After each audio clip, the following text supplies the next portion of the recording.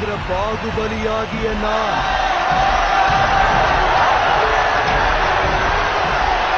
சட்டப்படி அமைக்கப்பெற்ற இந்திய அரசியல் அமைப்பின்பால்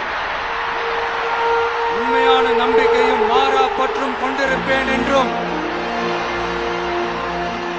இந்திய நாட்டின் பாகுபலியாகிய ஒப்பில்லாத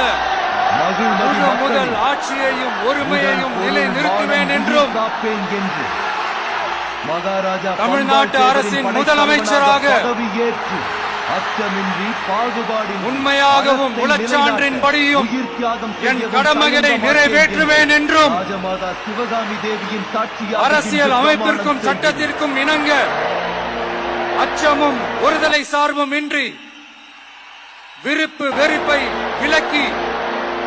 பலதரப்பட்ட மக்கள் அனைவருக்கும் நேர்மையானதை செய்வேன் என்றும் ஆண்டவன் மீது ஆணையிட்டு உறுதிமொழிகிறேன்.